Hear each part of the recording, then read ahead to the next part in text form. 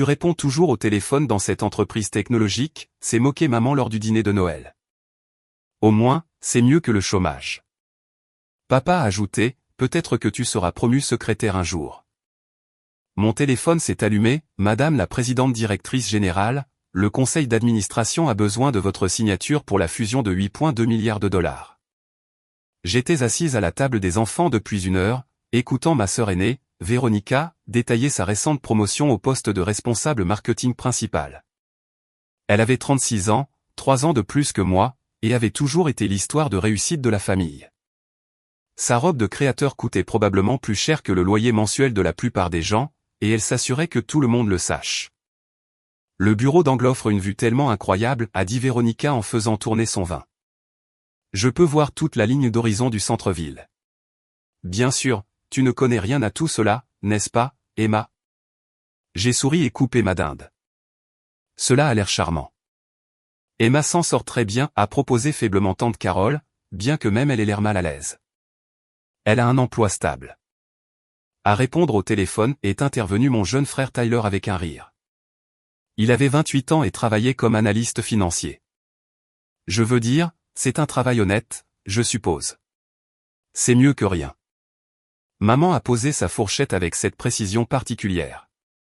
Cela signifiait qu'elle avait quelque chose d'important à dire. Emma, ma chérie, nous sommes simplement inquiets. Tu as 33 ans. La plupart des gens de ton âge ont progressé plus loin dans leur carrière. Je comprends, ai-je dit doucement. Vraiment? Papa s'est penché en avant, son expression étant un mélange de déception et de confusion. Tu as un diplôme de Stanford, Emma. Stanford. Et tu travailles à la réception dans une jeune entreprise technologique. Sais-tu de quoi cela a l'air pour les gens quand ils posent des questions sur nos enfants? Véronica a hoché la tête avec compassion, bien que ses yeux aient brillé d'une toute autre chose. J'ai essayé de t'obtenir un entretien dans mon entreprise, tu te souviens? Pour un poste de marketing de niveau de base. Mais tu as dit que tu étais heureuse là où tu étais. Je suis heureuse, ai-je confirmé. Heureuse de répondre au téléphone, a marmonné Tyler assez fort pour que tout le monde entende. À vivre dans ce minuscule appartement dans le quartier de Tenderloin, à conduire une Honda Civic vieille de 10 ans. Le vrai rêve américain. Grand-mère Patricia, qui était restée la plupart du temps silencieuse, a soudainement pris la parole. À mon époque, les femmes n'avaient pas les opportunités que vous, les filles, avez. Emma devrait être reconnaissante d'avoir un emploi, même si ce n'est qu'un poste de réceptionniste. Elle devrait être reconnaissante. Mon cousin Derek a ri depuis l'autre bout de la table. Grand-mère, elle est allée à Stanford.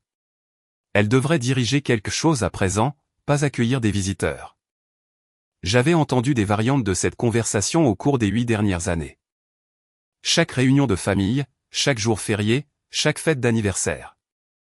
La déception dans leur voix était devenue un bruit de fond comme la circulation ou la pluie. Ils ne comprenaient pas, et j'avais depuis longtemps cessé d'essayer d'expliquer. L'industrie technologique est si compétitive, a continué maman. Peut-être devrais-tu envisager de te réorienter vers quelque chose de plus stable. Ton père a des contacts dans plusieurs entreprises établies, de vraies entreprises avec une structure et des opportunités d'avancement. J'apprécie cela, ai-je dit, mais je suis satisfaite de ma position actuelle. Satisfaite, a répété papa comme s'il goûtait quelque chose d'amer. Ta sœur prospère. Ton frère est en bonne voie pour devenir associé dans son cabinet.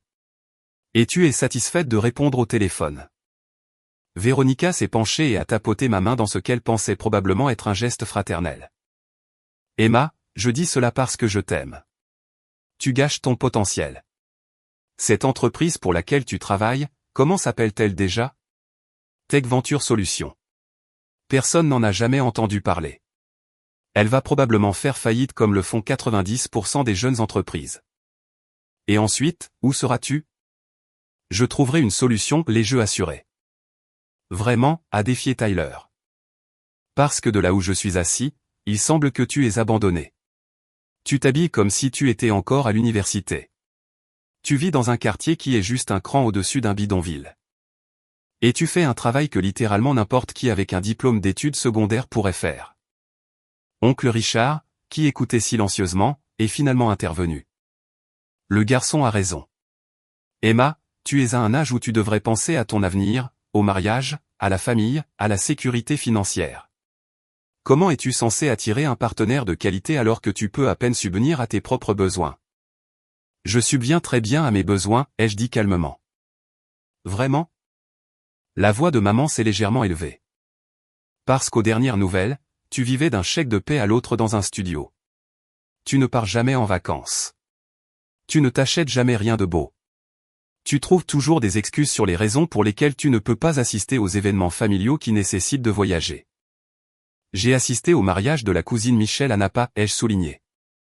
Tu as conduit pour la journée et tu es rentré la même nuit, a répliqué Véronica. Tu n'es même pas resté pour le dîner de réception parce que tu as dit que tu devais rentrer. Rentrer pourquoi, Emma? Ta vie palpitante à répondre au téléphone? Le fait était qu'il n'avait pas totalement tort sur les faits de surface. Je vivais bien dans un modeste appartement dans le quartier de Tenderloin. Je conduisais bien une vieille voiture. Je m'habillais bien simplement et j'évitais les vacances coûteuses. Ce qu'il ne comprenait pas, ce qu'il ne pouvait pas comprendre, c'était pourquoi. Je m'inquiète juste pour toi, a dit maman, sa voix s'adoucissant. Tu es ma fille et je veux te voir réussir. Est-ce si mal? Bien sûr que non, ai-je répondu. Alors pourquoi ne nous laisses-tu pas t'aider, a insisté papa. Je pourrais passer un appel téléphonique et t'obtenir des entretiens dans 3 entreprises différentes, de vrais postes avec de vrais salaires et des avantages sociaux. Tu pourrais déménager de ce quartier, obtenir une voiture décente, commencer à vivre comme quelqu'un avec ton éducation devrait vivre. Mon téléphone a vibré dans ma poche. Je l'ai ignoré. Elle s'est probablement tellement habituée à être médiocre qu'elle a peur des vraies responsabilités, a dit Tyler.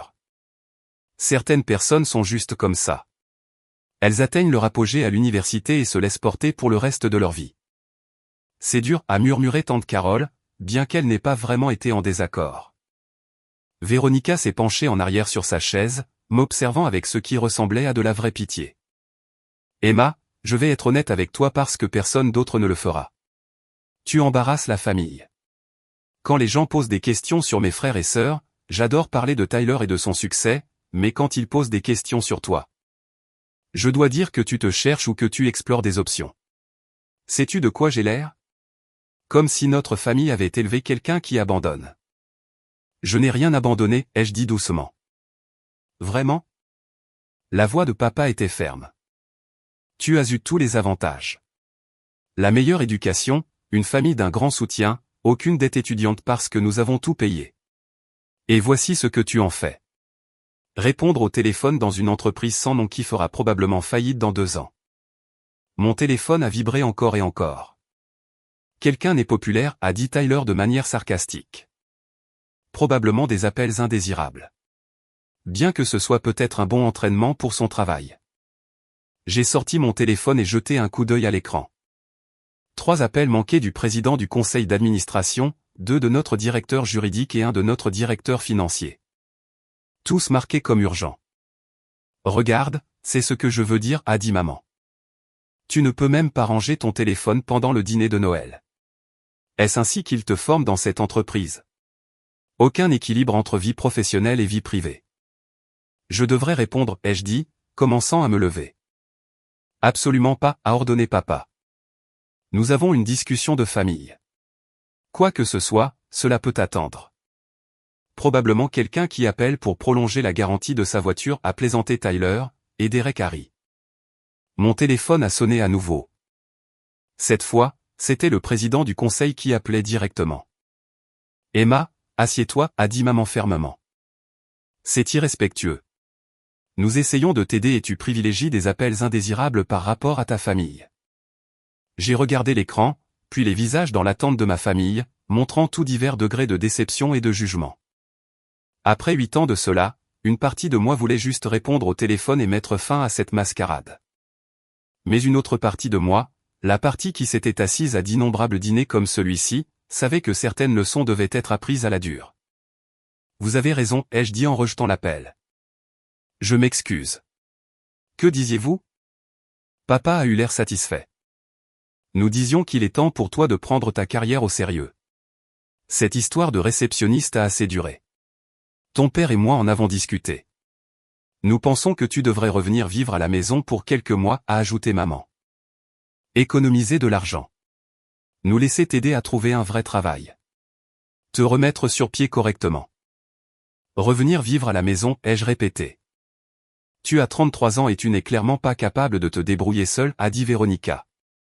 Il n'y a pas de honte à admettre que tu as besoin d'aide, Emma. Nous sommes tous passés par là. Pas toi, ai-je fait remarquer. Parce que j'ai pris ma carrière au sérieux dès le premier jour, a-t-elle répondu. Je n'ai pas perdu 8 ans à faire semblant d'être satisfaite d'un poste de niveau de base qui ne mène nulle part. Mon téléphone a vibré avec un message texte, puis un autre, puis 3 autres en succession rapide. Pour l'amour de Dieu, a dit oncle Richard. Éteins cette chose. J'ai jeté un coup d'œil à l'écran. Les messages provenaient de notre chef de la sécurité, de notre directeur technique et de notre investisseur principal. Tous étaient marqués comme urgents. Tous demandaient où j'étais et quand je pourrais arriver au bureau. Emma, la voix de papa était tranchante maintenant. Range ce téléphone ou quitte la table. Je pense qu'il pourrait y avoir une urgence au travail, ai-je dit prudemment. Tyler a éclaté de rire. Une urgence à la réception? Quoi? Quelqu'un a renversé du café sur le registre des visiteurs? Peut-être que le système téléphonique est tombé en panne, a suggéré Derek avec un sourire. Qui d'autre saurait comment transférer les appels? Véronica a secoué la tête tristement. C'est exactement le problème. Tu penses être tellement importante dans cette petite entreprise. Ils t'ont probablement lavé le cerveau pour te faire croire que tu es essentiel. Emma, les réceptionnistes sont remplaçables. N'importe qui peut faire ce que tu fais.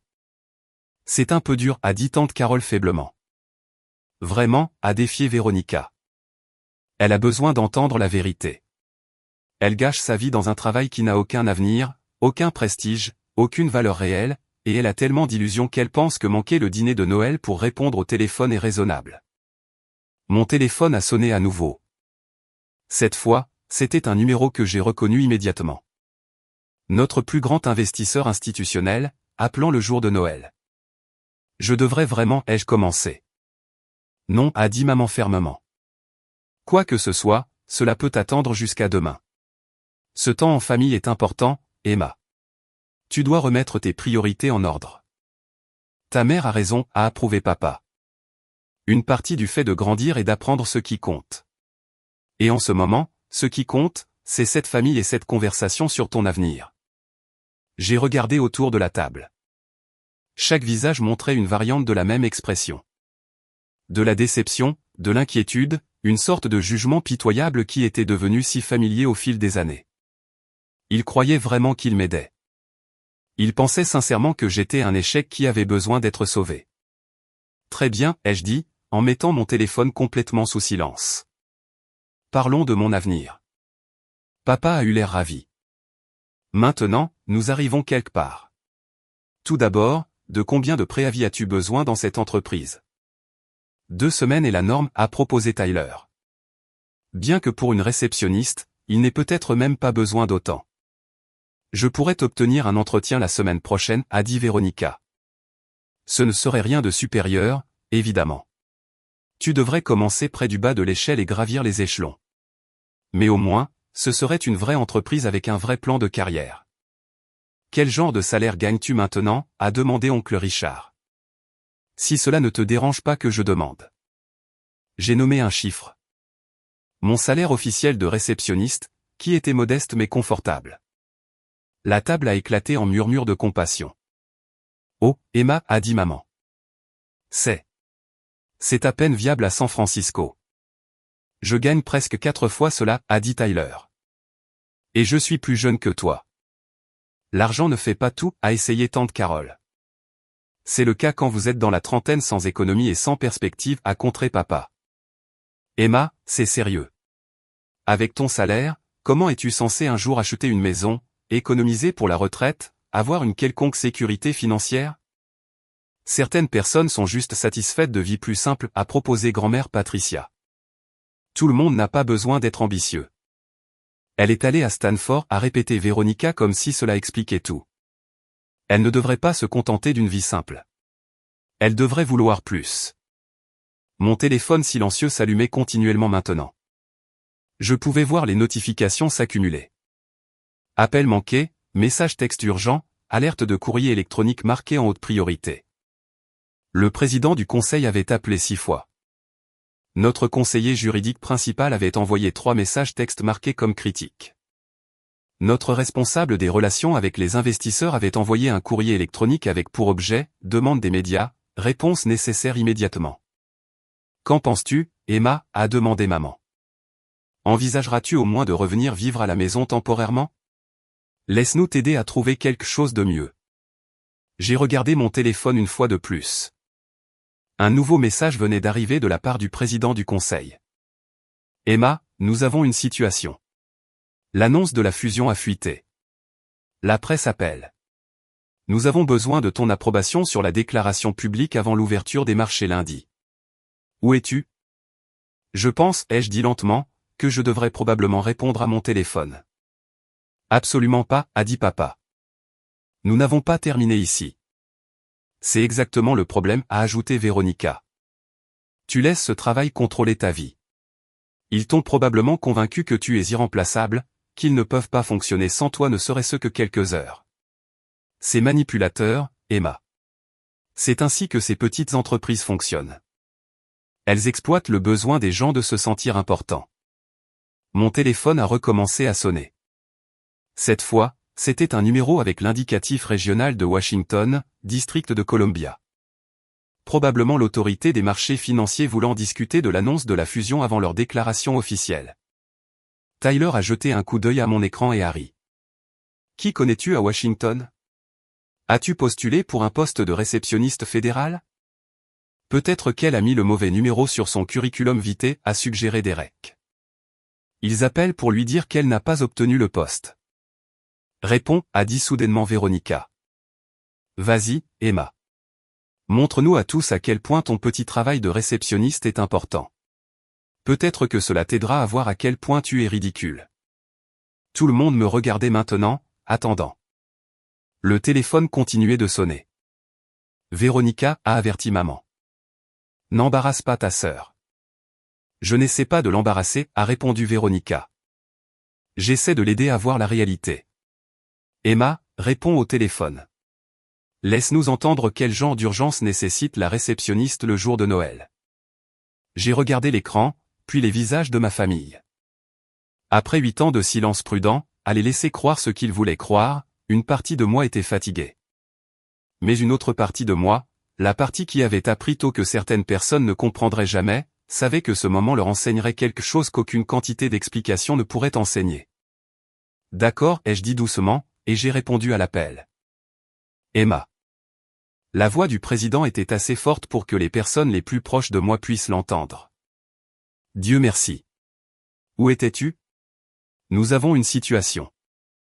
Je suis au dîner de Noël avec ma famille, ai-je dit calmement. Que se passe-t-il? La fusion a fuité dans la presse. L'agence Bloomberg publie une histoire demain matin. Nous avons besoin de ton approbation sur la déclaration publique avant qu'elle ne soit diffusée, et nous avons besoin de ta signature sur les documents de divulgation révisés. L'autorité des marchés financiers pose des questions, et nos investisseurs appellent toutes les 5 minutes. Peux-tu venir au bureau? Tyler souriait, s'attendant clairement à ce que ce soit une crise administrative mineure qui prouverait son point de vue sur ma nature remplaçable. À quelle heure avez-vous besoin de moi là-bas, ai-je demandé. Dès que possible. Le conseil d'administration convoque une réunion d'urgence par visioconférence dans 2 heures. Nous avons besoin que tu la présides. Le sourire de Véronica a légèrement vacillé. Un instant, ai-je dit, mettant le téléphone en sourdine. Je dois prendre cet appel en privé. Cela pourrait prendre quelques minutes. Bien sûr que ce sera le cas, a dit papa avec lassitude. Vas-y. Nous serons là quand tu auras fini de perdre du temps sur n'importe quelle crise qu'ils pensent avoir. Je suis allé dans l'autre pièce et j'ai réactivé le son du téléphone. Peter, je suis en famille. Pouvons-nous gérer cela à distance? Emma, c'est une fusion de 8,2 milliards de dollars, la plus grande de l'histoire de notre entreprise. Nous avons besoin de ta présence, soit physiquement, soit virtuellement. Le conseil d'administration veut voir sa présidente directrice générale. Je comprends. Organise la visioconférence pour dans 2 heures. Je me joindrai depuis ici. Envoie-moi la déclaration et les documents de divulgation. Je vais les examiner et les signer d'ici 1 heure. Tu es sûr? Ta famille n'y verra pas d'inconvénient? J'ai jeté un coup d'œil vers la salle à manger, où je pouvais entendre Tyler dire quelque chose qui faisait rire tout le monde. Ils comprendront. Envoie tout sur mon courrier électronique sécurisé. C'est déjà fait. Emma, je suis désolé pour ce moment. Cela fait partie du travail. Je te verrai lors de l'appel dans 2 heures. J'ai mis fin à l'appel et j'ai vérifié mes autres messages rapidement. La demande de l'autorité des marchés financiers était une routine. Il voulait juste une confirmation du calendrier. Notre investisseur principal était préoccupé par la fuite mais confiant dans les perspectives de la fusion. Notre responsable juridique avait rédigé 3 versions de la déclaration publique pour mon examen. J'ai passé 15 minutes dans la chambre d'amis à examiner des documents sur mon téléphone, à approuver des déclarations et à envoyer des directives à l'équipe juridique. Ensuite, j'ai envoyé un message texte à mon chef de cabinet, libère mon emploi du temps pour les 6 prochaines heures. Réunion du conseil d'administration dans 2 heures, puis appel avec les principaux investisseurs. Je serai disponible mais à distance. Quand je suis retourné dans la salle à manger, le dessert avait été servi. Tout le monde m'a regardé avec un agacement à peine dissimulé. Tout est réglé, a demandé maman, son ton suggérant que cela avait intérêt à l'être. Pas tout à fait, ai-je admis. Je vais devoir m'absenter pour une réunion du conseil d'administration dans environ 90 minutes. La table est devenue silencieuse. Une réunion du conseil d'administration, a répété Tyler lentement. Le jour de Noël? Malheureusement, oui. Emma, a dit papa prudemment. Quel est exactement ton poste dans cette entreprise? J'avais évité cette conversation pendant 8 ans. 8 ans à m'asseoir à la table des enfants, à écouter les conseils de carrière de mon jeune frère, à être prise en pitié, traitée avec condescendance et rejetée. Une partie de moi voulait juste le dire clairement et regarder leur visage changer. Mais j'avais appris que parfois, la leçon a besoin de se dérouler naturellement. Je travaille chez Tech Venture Solutions, ai-je dit simplement. Comme réceptionniste, a ajouté Véronica, bien que sa voix ait perdu une partie de sa certitude. Il m'arrive de répondre au téléphone parfois, ai-je confirmé. Mais tu as dit qu'il y a une réunion du conseil d'administration et est intervenu oncle Richard. Les réceptionnistes n'assistent pas aux réunions du conseil. Peut-être qu'elle prend les notes, a suggéré grand-mère Patricia. Cela serait logique. Mon téléphone a vibré avec un nouveau courrier électronique de notre équipe des relations publiques. Madame la présidente directrice générale, l'ébauche de l'article de l'agence Bloomberg pour votre examen avant publication. Ils veulent inclure une citation de votre part sur l'impact de la fusion sur l'industrie. Je l'ai parcouru rapidement et j'ai renvoyé des notes, puis j'ai levé les yeux pour trouver tout le monde en train de me dévisager. Qui était-ce? A demandé maman. L'équipe des relations publiques. Ils ont besoin d'une approbation sur un communiqué de presse. Pourquoi auraient-ils besoin de ton approbation? Le visage de Tyler était devenu légèrement pâle. Parce que c'est ma responsabilité. La main de Véronica avait commencé à trembler légèrement, faisant cliqueter son verre de vin contre la table. Emma, que fais-tu exactement dans cette entreprise? Je l'ai regardé pendant un long moment. 8 ans de rejet, d'être traité comme l'échec de la famille, d'explications patientes qui n'ont mené nulle part. Et maintenant, enfin, le moment où la réalité rattrape son retard. Je l'ai fondé, ai-je dit simplement. Il y a 11 ans, juste après Stanford. Nous avons grandi à environ 8000 employés. La fusion que Peter a mentionnée, c'est notre acquisition par l'entreprise Tech Global Corporation pour 8,2 milliards de dollars. Le silence était absolu. Papa ne semblait pas pouvoir terminer sa phrase. La présidente directrice générale, ai-je confirmé. Et l'actionnaire principal. Je possède environ 40% de l'entreprise, ce qui signifie que la fusion me rapportera environ 3,3 milliards de dollars, plus ou moins, selon la performance des actions et les conditions de complément de prix. La fourchette de Tyler est tombée avec fracas sur son assiette. Mais tu as dit que tu étais réceptionniste, a chuchoté maman. J'ai dit qu'il m'arrivait de répondre au téléphone parfois. Ce qui est vrai. Je rencontre également des investisseurs, prends des décisions stratégiques, approuve des accords à 1 milliard de dollars. témoigne devant le Congrès au sujet de la politique technologique et préside les réunions du conseil d'administration. Le travail de réception est juste quelque chose que je fais occasionnellement quand je suis au bureau parce que je pense qu'il est important de rester connecté à tous les niveaux de l'entreprise. Le visage de Véronica était passé du rouge au blanc puis de nouveau au rouge. Tu nous as menti pendant 8 ans. Je n'ai jamais menti, ai-je dit calmement. Vous m'avez demandé ce que je fais et je vous ai dit que je travaille chez Tech Venture Solutions. Vous m'avez demandé si je réponds au téléphone et j'ai dit oui. Chaque mot que j'ai dit a été vrai. Vous avez simplement fait des suppositions sur ce que ces vérités signifiaient. Mais ton appartement, a balbutié tante Carole. Ta voiture, la façon dont tu t'habilles. J'aime mon appartement. Il est dans un quartier dynamique avec du caractère. Ma voiture fonctionne parfaitement bien. Pourquoi la remplacerais-je? Et je m'habille pour le confort, pas pour impressionner les gens. Ce n'est pas parce que j'ai de l'argent que je dois le dépenser dans des choses qui ne m'importent pas. 3 milliards de dollars, a dit oncle Richard faiblement. Environ, le chiffre exact dépend de divers facteurs. Mes conseillers financiers peuvent l'expliquer mieux que moi. Papa me fixait comme s'il ne m'avait jamais vu auparavant. Pourquoi ne nous l'as-tu pas dit? M'auriez-vous cru? Il y a 8 ans, quand nous ne faisions que commencer, m'auriez-vous prise au sérieux si j'avais dit que je construisais une entreprise? Vous vouliez que j'obtienne un emploi stable dans un cabinet établi. Vous vouliez que je suive une voie traditionnelle. Au lieu de cela, j'ai pris un risque pour quelque chose en quoi je croyais. Mais même après ton succès, a protesté maman. Après que l'entreprise a grandi, tu aurais pu nous le dire à ce moment-là. J'ai essayé, lui ai-je rappelé gentiment. Il y a 3 ans, à la fête de remise des diplômes de Tyler, j'ai mentionné que nous venions d'obtenir un financement de série C. Te souviens-tu de ce que tu as dit? Le visage de maman montrait que c'était le cas. Tu as dit que c'était bien que j'aie des passe-temps en dehors du travail. Tu pensais que je parlais de financement participatif ou quelque chose du genre. Tu n'as pas pris cela au sérieux. Véronica avait des larmes aux yeux maintenant, bien que je ne puisse pas dire si elles provenaient de la colère ou de l'humiliation. Tu nous as laissé te traiter comme un échec. Toutes ces années, chaque dîner de famille, chaque jour férié, à nous écouter te donner des conseils de carrière et te plaindre. Tu es juste restée assise là et tu l'as supporté. Vous aviez besoin de croire ce que vous croyez, ai-je dit. Et je n'avais pas besoin que vous sachiez la vérité. Le succès de mon entreprise ne dépendait pas de la validation familiale. Mais nous sommes ta famille, a dit maman, la voix brisée. Vous l'êtes, et je vous aime. Mais vous avez aussi passé 8 ans à me dire que je gâchais ma vie, que j'étais une source d'embarras, que je devais accepter ma médiocrité. Vous ne m'avez pas demandé une seule fois si j'étais heureuse. Vous n'avez jamais envisagé que peut-être je savais ce que je faisais.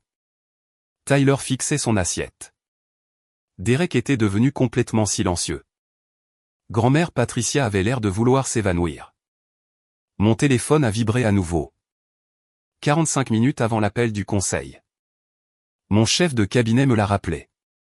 Je dois me préparer pour cette réunion, ai-je dit en me levant. Elle va durer plusieurs heures. Je vais probablement manquer le reste du dîner. Emma, attends, a dit papa. Nous devons en parler. Nous en avons parlé pendant 8 ans, ai-je fait remarquer. Vous avez exprimé vos opinions très clairement. Maintenant vous connaissez toute l'histoire. Je ne suis pas sûr de ce qu'il y a d'autre à discuter. Mais les choses que nous avons dites, a chuchoté maman. Toutes ces choses que vous avez dites sur le fait que je sois un échec, sur le fait de gâcher ma vie, étaient basées sur les informations que vous aviez, ai-je terminé. Des informations que vous avez choisi de croire sans jamais vraiment me demander la vérité. Tu aurais pu nous le dire, a répété Véronica, mais il n'y avait plus aucune conviction dans sa voix. J'aurais pu, mais cela aurait-il changé quelque chose? Auriez-vous soudainement cru que la fille que vous aviez décidé être une déception construisait en fait quelque chose de significatif? Ou auriez-vous trouvé de nouvelles raisons de critiquer mes choix? La question est restée en suspens, sans réponse. La réunion du conseil d'administration, ai-je dit en vérifiant mon téléphone. Je dois vraiment me préparer. Je suis retourné dans la chambre d'amis et j'ai fermé la porte. Au cours des 3 heures suivantes, j'ai présidé une réunion d'urgence du conseil d'administration, approuvé une déclaration publique qui ferait bouger les marchés lors de sa publication. parlé avec nos 5 principaux investisseurs et donné des citations à 3 journalistes financiers différents qui écrivaient sur la fusion. Quand j'ai finalement émergé, la plupart de la famille était partie. Seuls mes parents restaient, assis dans le salon avec du café froid et des expressions sous le choc. « Depuis combien de temps le sais-tu » a demandé maman. « Pour la fusion ? Nous sommes en négociation depuis 6 mois. Elle a été annoncée au conseil d'administration il y a 3 semaines, en attente de l'approbation réglementaire et de l'audit préalable final. 3 milliards de dollars a encore dit papa, comme s'il ne pouvait toujours pas l'assimiler. Environ, après les impôts et divers autres facteurs, probablement plus près de 2 milliards en richesse liquide réelle. Le reste est en actions conservées et en complément de prix liés aux mesures de performance. Et tu vis dans un studio dans le quartier de Tenderloin. Je vis dans un quartier que j'aime, dans un appartement qui correspond à mes besoins. Je n'ai pas besoin d'un manoir, papa. Je n'en ai jamais eu besoin. Maman pleurait maintenant. Elle pleurait vraiment. Toutes ces fois où nous t'avons dit de reprendre ta vie en main. Toutes ces conversations sur la façon dont tu gâchais ton potentiel. Vous vous inquiétiez pour moi. Je comprends cela. Non, tu ne comprends pas, a-t-elle dit. Nous avions honte de toi. Nous pensions que tu avais échoué et tu construisais un empire pendant que nous te plaignions. Je construisais quelque chose en quoi je croyais, ai-je corrigé. La partie sur l'empire était accessoire. Papa s'est levé et a marché jusqu'à la fenêtre, me tournant le dos. Ta sœur a essayé de t'obtenir un emploi, un poste de marketing de niveau de base, pendant que tu dirigeais une entreprise valant 1 milliard de dollars. Je me souviens, j'ai décliné poliment. Nous pensions que tu étais têtue et orgueilleuse, que tu ne pouvais pas accepter d'aide parce que tu étais trop fière pour admettre que tu en avais besoin. Je n'en avais pas besoin, mais merci pour votre proposition. Le silence s'est prolongé. Sur mon téléphone, je pouvais voir les réactions préliminaires du marché à l'annonce de la fusion. Notre action avait augmenté de 18% lors des transactions après les heures de fermeture. La presse financière l'a qualifiée d'une des plus grandes acquisitions technologiques de l'année. Mon chef de cabinet m'avait envoyé un résumé de la couverture médiatique. Principalement positive avec quelques inquiétudes concernant l'examen réglementaire, mais avec un optimisme général quant à la pertinence stratégique. Que se passe-t-il maintenant, a demandé maman finalement. Maintenant, la fusion sera conclue dans environ 4 mois, en supposant l'approbation réglementaire.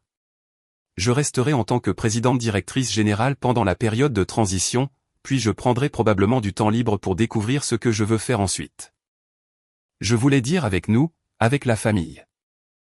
J'ai regardé mes parents, ces 2 personnes qui m'avaient élevé, soutenu à l'université, puis avaient passé 8 ans à me comprendre fondamentalement de travers.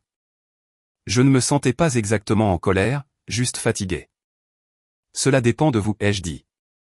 Je suis toujours la même personne que j'étais hier. Je vis toujours dans le même appartement, conduis la même voiture, fais le même travail.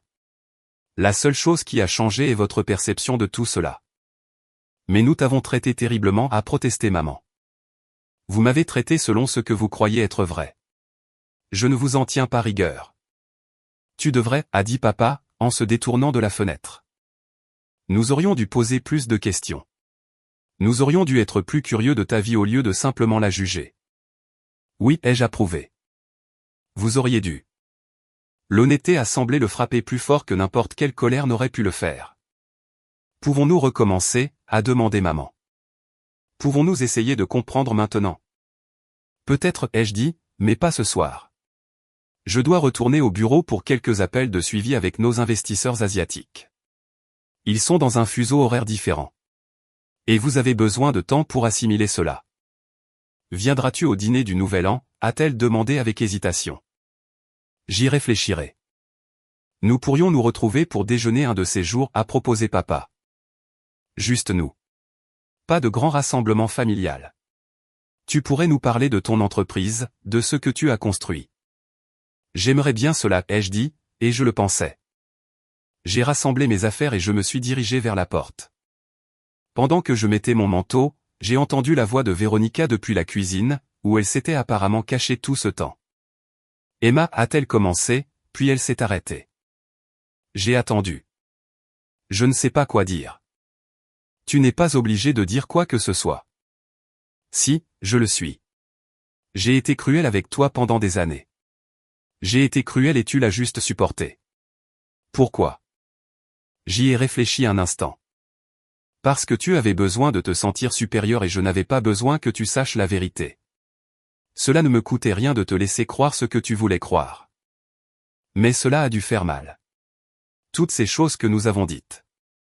Est-ce que cela a fait mal? J'ai réfléchi. Parfois, mais j'étais occupé à construire quelque chose de réel. Tes opinions, bien que blessantes, n'étaient pas pertinentes pour ce travail. Véronica a tressailli. C'est dur. C'est honnête. Tu as passé 8 ans à être dur avec moi. Je suis juste honnête avec toi.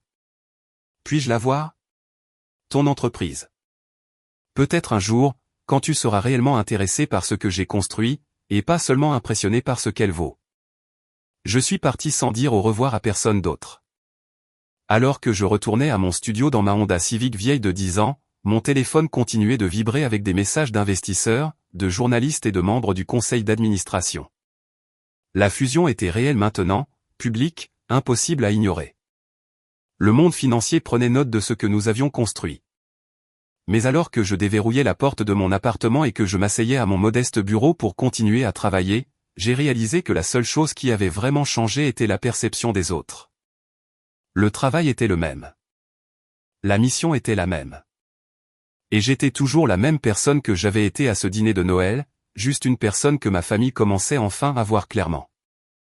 Mon téléphone a vibré une fois de plus. C'était un message texte de Tyler. Je suis désolé pour tout. J'avais tort à ton sujet. Je l'ai lu 2 fois, puis j'ai répondu, je sais. Merci de le dire.